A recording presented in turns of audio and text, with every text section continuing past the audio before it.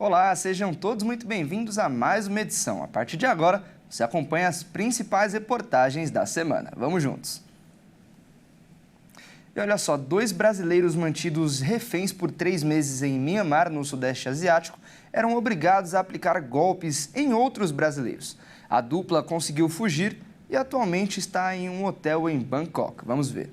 Os brasileiros se tornaram vítimas de tráfico humano após aceitar uma falsa oferta de trabalho. Em novembro de 2024, Felipe e Lucas trabalhavam em um local de uma máfia de golpes online, em Myanmar, no Sudeste Asiático. Quando Felipe chegou no local, soube que havia outro brasileiro que estava preso por se negar a trabalhar. Os dois foram proibidos de conversarem, mas assim que se aproximaram, planejaram a fuga. No trabalho, os funcionários tinham que se passar por modelos chinesas que pediam ajuda financeira. E caso se negassem a fazer o trabalho, levavam punições. Além disso, era necessário seguir um roteiro no qual eles perguntavam as informações dos clientes e conversavam por alguns dias. No 4º dia, pediam ajuda e diziam trabalhar numa plataforma online chamada Wish. Se o cliente ajudasse, ele ganharia uma comissão de $30. Além disso, algumas tarefas eram realizadas. E para isso, o cliente teria que fazer recargas. E o valor se acumulava até chegar a $5.000. Por ser brasileiro, Felipe conta que era obrigado a aplicar o golpe em outros brasileiros. Ele e outros imigrantes tinham uma jornada de trabalho de 16 horas por dia, aplicando golpes, e que às vezes trabalhavam 22 horas e eram monitorados. Caso não cumprissem as metas, também iriam receber punições. Felipe relata que recebeu punição 3 vezes e afirma que as penalidades eram de eletrochoque e espancamento. A fuga foi combinada pelos reféns, que avisaram os parentes e ativistas sem que fossem descobertos pelos mafiosos. Assim que fugiram, foram detidos e passaram por um centro de detenção. 3 dias depois, Felipe e Lucas foram transferidos para a Tailândia, onde aguardaram pela embaixada brasileira. E em seguida, a embaixada os levou para Bangkok, onde estão em um hotel. E um homem foi preso em flagrante, acusado de manter a esposa e o filho de apenas 3 anos de idade em cárcere privado em Campo Grande, capital de Mato Grosso do Sul. Nosso repórter Wellington Pael vai trazer as informações diretamente para a gente lá do estado. O caso foi descoberto depois que a mãe da mulher fez uma denúncia à Delegacia de Polícia Civil de Corumbá, cidade onde mora. As informações foram repassadas à DEAN, a Delegacia Especializada de Atendimento à Mulher de Campo Grande, que enviou uma equipe até a casa que fica no bairro Guanandi, na capital sul-mato-grossense. Os policiais encontraram a residência toda fechada. A mulher e o filho de apenas 3 anos de idade tinham sinais de maus tratos e conviviam com lixo e fezes de cachorro espalhados. Mãe e filho ainda estavam sem comida adequada para o consumo. Havia apenas poucas porções estragadas nas panelas. Os dois ainda dormiam em um colchão destruído. No local, os investigadores descobriram que o suspeito levava a chave de casa sempre que saía, mantendo a esposa e o filho em cárcere privado. Já à noite, ele escondia debaixo do colchão enquanto dormia para que a mulher não pudesse escapar com a criança. O suspeito ainda teria queimado tanto os documentos das vítimas quanto os sapatos do filho. Os dois foram levados até Corumbá, onde mora a família da mãe. Já o homem foi preso em flagrante e levado até a DEAN. O caso continua em investigação. E no Ceará, uma câmera de segurança registrou o momento em que uma mulher foi abordada em seu próprio carro por 3 sequestradores na saída de uma igreja evangélica. Horas depois, infelizmente, ela foi encontrada morta.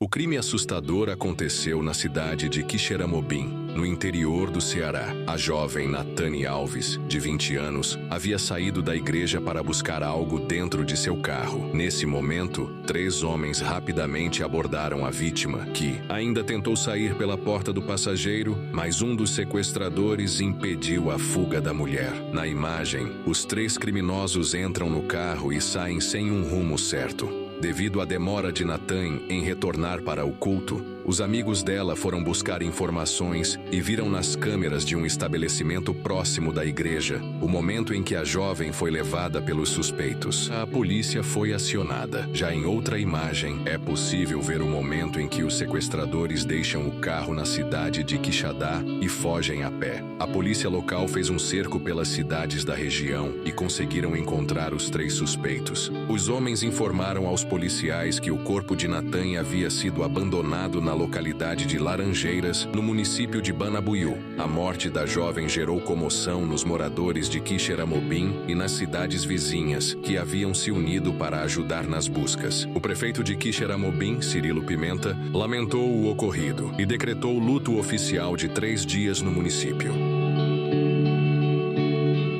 E olha só, uma mulher foi presa por ser suspeita de chefiar um grupo de assaltantes em São Paulo.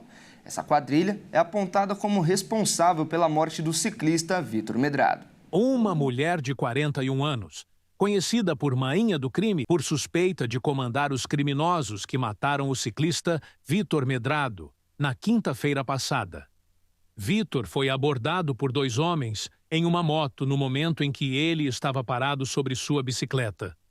Os homens anunciaram o assalto e atiraram a queima-roupa sem que Vitor sequer tivesse reagido. Ao cair no chão, o ladrão pegou o celular da vítima e fugiu.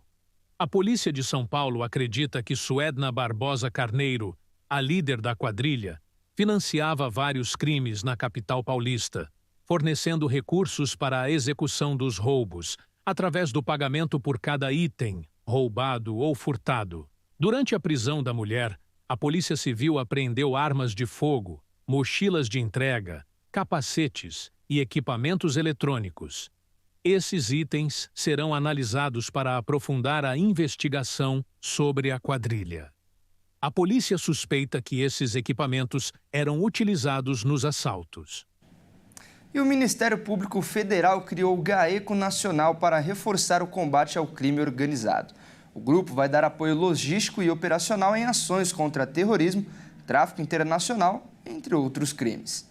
O Conselho Superior do Ministério Público Federal criou nesta segunda-feira o Grupo Nacional de Apoio ao Enfrentamento ao Crime Organizado. A estrutura já existe nos Ministérios Públicos Estaduais, em alguns desde os anos 1990. Em 2020, o Ministério Público Federal passou a adotar esse formato também, mas apenas nas Procuradorias da República nos estados. A função do GAECO é dar apoio a investigações complexas, que envolvam organizações criminosas, tráfico internacional de drogas, disputa de facções ou corrupção. A portaria de criação do GAECO Nacional cita 11 possibilidades para que o grupo seja acionado, como os crimes ambientais, incluindo garimpo em terras indígenas, quando envolverem organizações criminosas, crimes praticados por milícia privada, ou grupo de extermínio e violações graves aos direitos humanos. Segundo a resolução publicada no Diário Oficial da União, o GAECO Nacional terá a função de prestar auxílio especializado aos procuradores naturais em todo o território nacional na persecução à criminalidade organizada em âmbito nacional ou interestadual, inclusive atividades de inteligência relacionadas. E olha só, no período da Segunda Guerra Mundial foi construído um abrigo antiaéreo no subsolo do edifício Acaiaca, que fica lá em Belo Horizonte, e possui paredes com 30 centímetros de espessura em concreto, sirene e até chuveiro de descontaminação. Vamos ver. Símbolo da arquitetura, Art Deco dos anos de 1940, o edifício Acaiaca, no centro de Belo Horizonte, guarda um tesouro histórico que ficou escondido por décadas, um bunker construído durante a Segunda Guerra Mundial. Na época, Getúlio Vargas temia ataques ao Brasil devido ao conflito e determinou que novos prédios altos, como o Acaiaca, tivessem um abrigo antiaéreo no subsolo. O Acaiaca chegou a ser o maior arranha-céu de Belo Horizonte.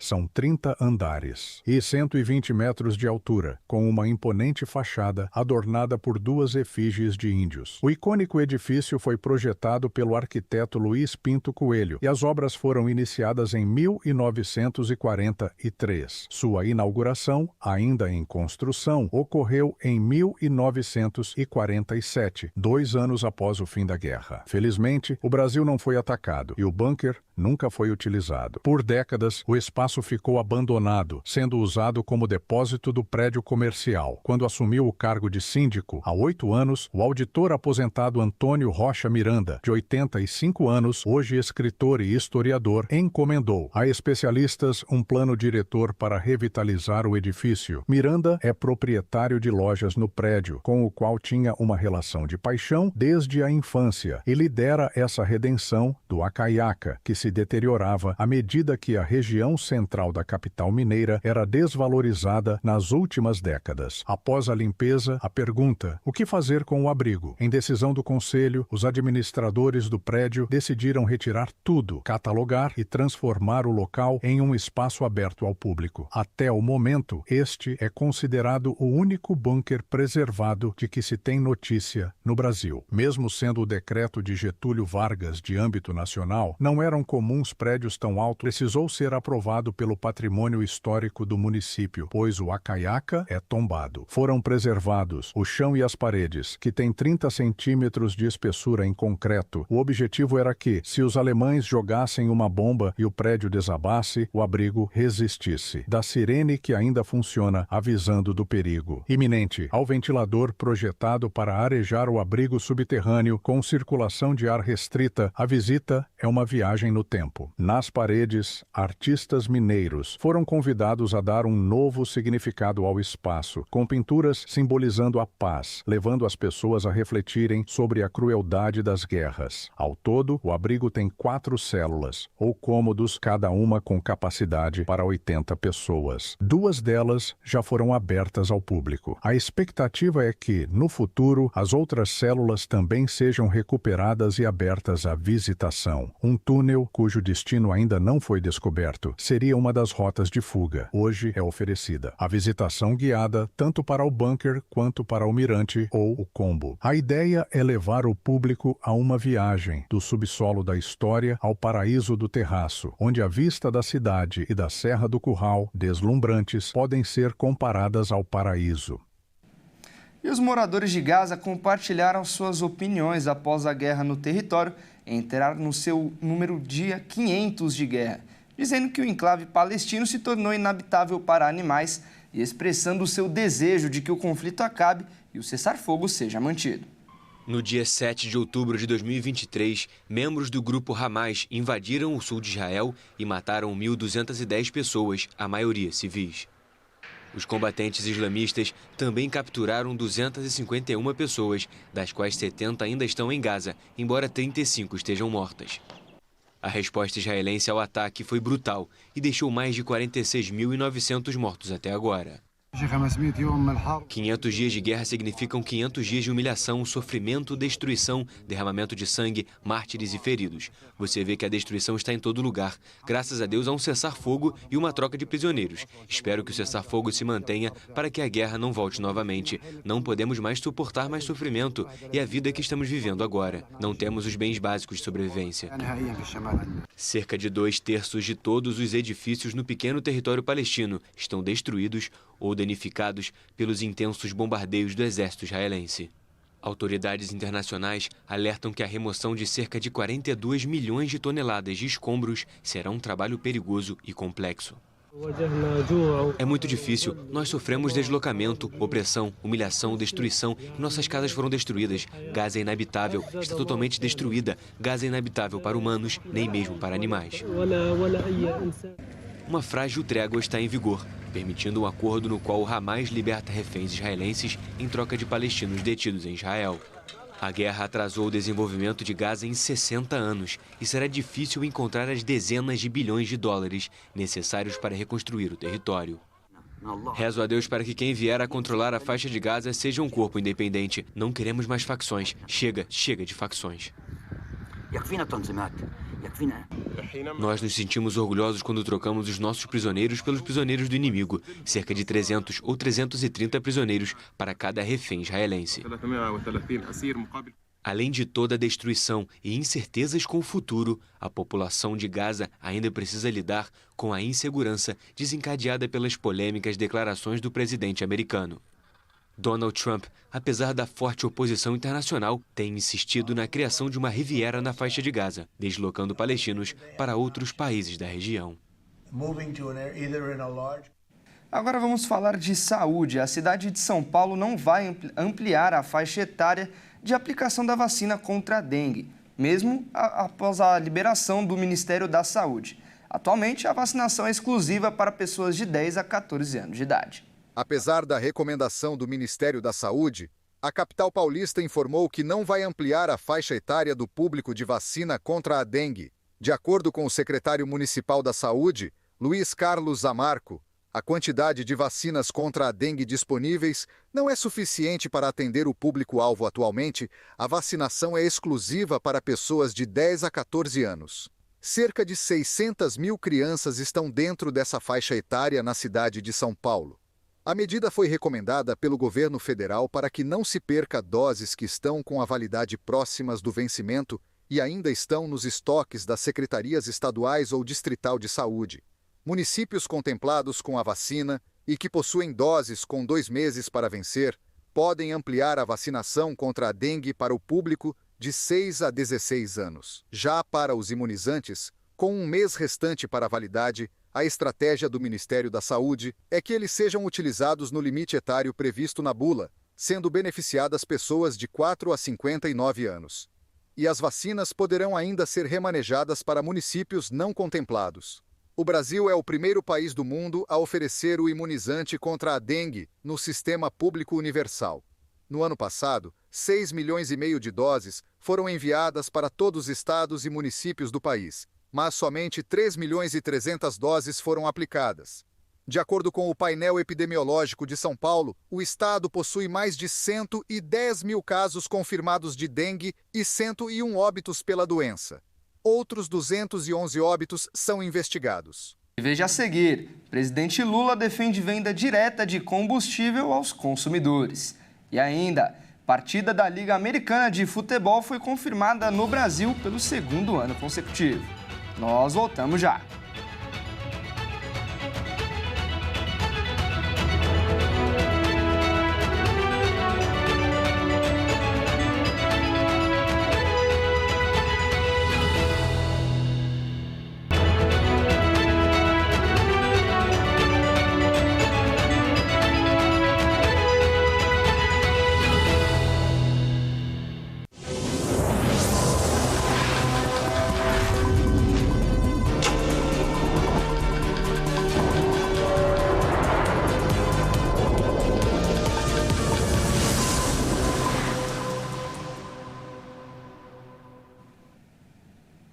Nós estamos de volta com mais notícias. E o presidente Lula defendeu a venda direta de gasolina e diesel aos consumidores. O debate ganhou destaque após o governo culpar donos de postos de combustíveis pelos altos preços. O presidente Lula criticou os empresários, donos de postos de combustíveis, diante da alta no preço dos produtos no país. Comparando os custos de quando a gasolina e o diesel saem da Petrobras até a venda, o presidente defendeu a transparência de informações ao consumidor e disse que os empresários estão vendendo o combustível pelo dobro do valor. O povo não sabe que a gasolina sai da Petrobras a R$ 3,04 e que na bomba ela é vendida a R$ 6,49. Ou seja, ela é vendida pelo dobro do que ela sai da Petrobras. Mas quando sai o aumento, o povo pensa que é a Petrobras que aumentou. E nem sempre é a Petrobras, porque cada estado e cada posto tem liberdade de aumentar a hora que quer. Lula deu essa declaração em defesa da Petrobras durante uma cerimônia de anúncio de investimentos na frota naval do sistema Petrobras em Angra dos Reis, no Rio de Janeiro. As críticas pelo preço do combustível chegaram ao governo e à Petrobras justamente após a companhia reajustar o diesel em 6,3% nos últimos dias. E por falar em preços altos depois da alta nos Estados Unidos, o preço dos ovos também subiu aqui no Brasil. O calor e o aumento da demanda estão entre os principais fatores que explicam o reajuste. A demanda alta e a oferta restrita de ovos no mercado tem feito o preço da proteína saltar na distribuição entre fornecedores e o varejo. O ovo, que já era o assunto da vez nos Estados Unidos na semana passada, também ganhou destaque por aqui. No país norte-americano, uma dúzia está custando mais de R$60 e a alta tem a ver com o surto de gripe aviária, que atingiu as granjas dos Estados Unidos e levou o sacrifício de milhares de galinhas. Já aqui no Brasil, a alta nos preços dos ovos no Brasil se deve à baixa oferta no mercado em janeiro, o aumento da procura para substituir a carne, que também subiu, o aumento dos custos de produção e alta nas exportações. Os ovos alcançaram os maiores preços dos últimos meses na semana passada e a dúzia já pode ser encontrada nos supermercados a cerca de R$20, um aumento de 35% em relação ao fim do ano. A explicação para essa disparada de preços está na lei da oferta e da procura. Com menos ovos disponíveis no mercado e um aumento na compra, os preços sobem naturalmente. No ano passado, o preço médio dos ovos chegou a cair 30% entre os meses de março e setembro. Isso aconteceu porque houve um aumento no número de galinhas poedeiras nas granjas nos principais polos de produção de ovos e na oferta. Dados do IBGE apontaram que o número de galinhas aumentou 1,4% entre junho e setembro e o de ovos, 3%. E por falar em ovos, o Ministério da Agricultura e Pecuária anunciou novas medidas para o mercado. Vamos ver mais informações com o Felipe Takahashi. Teremos uma mudança importante aqui no Brasil a partir do dia 4 de março. Os ovos que são vendidos aqui terão um carimbo da data de validade estampada na casca do produto. Essa medida foi estabelecida pelo Ministério da Agricultura e Pecuária e a novidade pode ser muito útil. Porque, após a embalagem ser jogada fora, ninguém sabe mais até quando os ovos estão próprios para o consumo. Além da data, cada ovo vai precisar ser identificado com um número de registro do estabelecimento produtor. E uma regra exige que as embalagens secundárias tragam a indicação de proibida venda fracionada. A tinta usada será própria para o alimento, evitando contaminação. A principal justificativa para a nova regulamentação é garantir a maior segurança alimentar.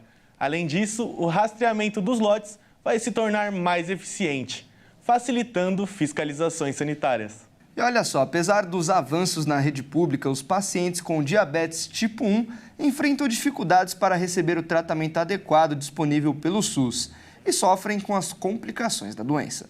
Após 6 anos de aprovação da Comissão Nacional de Incorporação de Tecnologias, a insulina glardina foi introduzida no SUS para o tratamento do diabetes tipo 1. A substância substituiu a que era utilizada anteriormente e há anos não é mais recomendada pelos médicos. O objetivo da mudança é modernizar o tratamento da doença e proporcionar maior eficácia e estabilidade no controle da glicemia dos pacientes. Os custos do medicamento variam de R$2.000 a R$5.000. Para quem não tem condições de pagar a conta, a rede pública disponibiliza a insulina de ação rápida e prolongada como alternativa. Mas nem sempre o medicamento está disponível nas unidades de saúde. O diabetes tipo 1 ataca diretamente o pâncreas. O órgão é responsável pela produção da insulina que controla o nível de açúcar no sangue. Se não for tratada, a insuficiência pode provocar doenças cardíacas, renais e até mesmo a necessidade de amputações. Por isso, a substância é indispensável. Apesar dos avanços nas redes públicas, em muitas regiões do Brasil, a realidade é outra. A burocracia é exagerada e o processo pode demorar anos até que o paciente receba os insumos.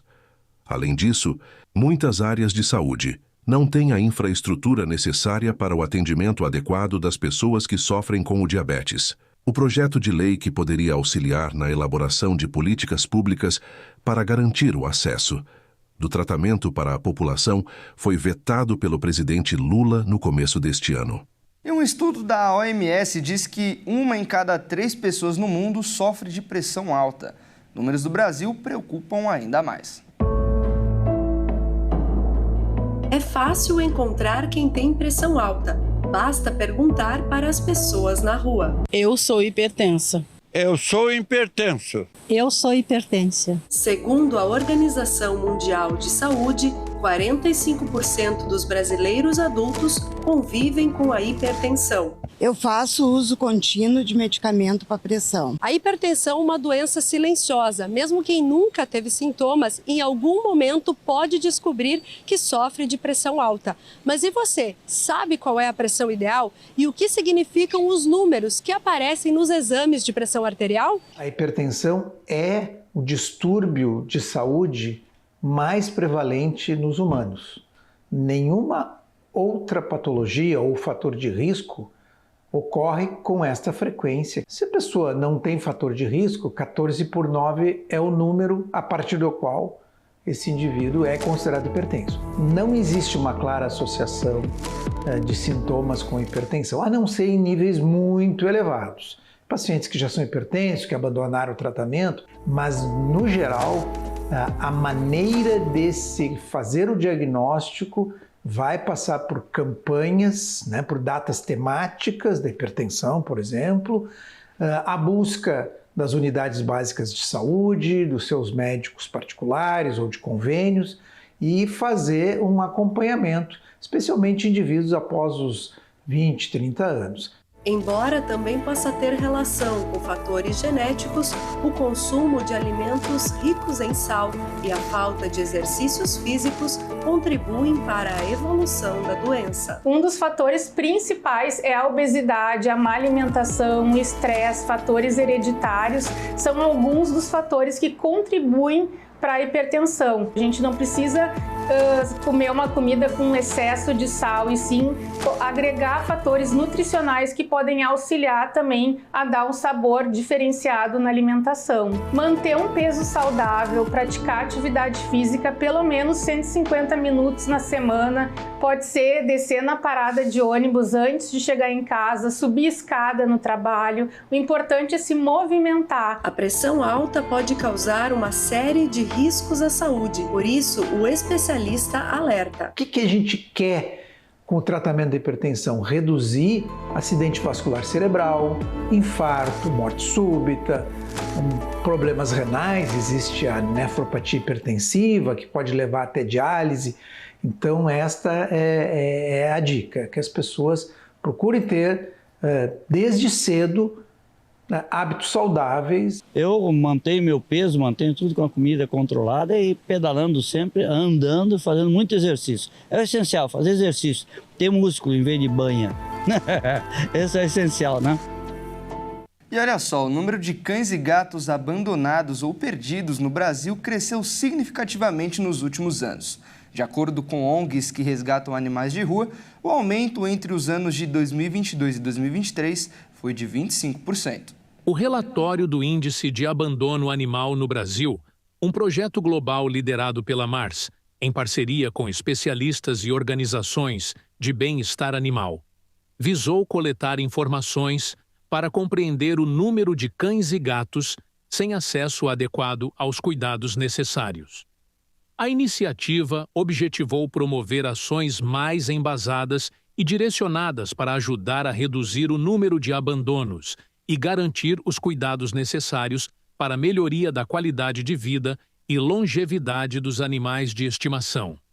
O estudo enfoca em 3 áreas principais: prevenir pets indesejados, garantir cuidados necessários e manter os pets em casa. A pesquisa analisou 930 fontes para selecionar mais de 180 bases de dados. Em 20 países, realizou quase 30 mil pesquisas, com tutores e não tutores de animais de estimação, e entrevistou mais de 200 profissionais que trabalham na área de animais não domiciliados para análise geral. Os números são provenientes de estimativas de pets abandonados, com base em pesquisas primárias e secundárias conduzidas pela Euromonitor Internacional em 2022 e 2023, e estimativas de animais de estimação, coletadas pela Mars Consumer and Marketing Insights, além de pesquisas com amostras públicas online. e em campo de proprietários e não proprietários de animais de estimação, realizadas pela Cantar em 2022 e profissionais do setor de animais de estimação, como abrigos e organizações sem fins lucrativos, que trabalham com a falta de moradia para animais de estimação. Para o Brasil, o estudo demonstra que possui 121.300.000 de cães e gatos, sendo 82.100.000 cães e 39.100.000 gatos. Quando relata da problemática do abandono, o estudo revela que tem 30 milhões de cães e gatos abandonados no Brasil, representando de 25% do total de animais abandonados e um nível abaixo da média, quando comparado aos 20 países que o projeto verificou. E agora é hora da gente falar de esportes aqui no nosso jornal. E quem traz as informações, como sempre, é o Felipe Takahashi. Boa tarde, Felipe, seja muito bem-vindo. E a gente começa falando de um assunto bastante polêmico no futebol, o gramado sintético. Tem jogador pedindo, inclusive, o fim desse tipo de piso nos estádios, não é mesmo? Boa tarde, Fernando, e boa tarde a todos que nos acompanham. E são vários craques, na verdade, hein? Alguns boleiros, e entre eles temos jogadores bem emblemáticos do Brasileirão, foram às redes sociais pedir o fim do gramado sintético. Segundo eles, esse piso é prejudicial para o jogo e para a segurança do atleta. Veja só. Vários craques do futebol brasileiro se uniram em favor do fim dos gramados sintéticos no futebol profissional. Jogadores como Thiago Silva, Neymar, Gabigol, Felipe Coutinho, entre outros, compartilharam na rede social a mesma mensagem. Futebol é natural, não sintético. E usaram a hashtag não ao gramado sintético. As críticas apontam que esse tipo de gramado não natural pode ser muito prejudicial para a saúde física dos jogadores, aumentando o risco de contusões musculares, além de interferir diretamente na qualidade do jogo e na performance dos atletas. Dos grandes clubes que jogam os campeonatos nacionais, o Palmeiras, Botafogo e Atlético Paranaense são as equipes que aderiram 100% à grama sintética em seus estádios. Já no Maracanã, o piso do campo é composto em 90% de grama natural e 10% em grama sintética. Apesar das críticas a esse tipo de piso, a CBF autorizou o uso do gramado sintético nos principais campeonatos do país. No próprio Campeonato Brasileiro, qualquer adversário que for visitar um dos mandantes que usam gramado sintético poderá fazer um treino no campo um dia antes do jogo, para poder se habituar ao piso. Já para a Copa do Brasil, essa regra não vale.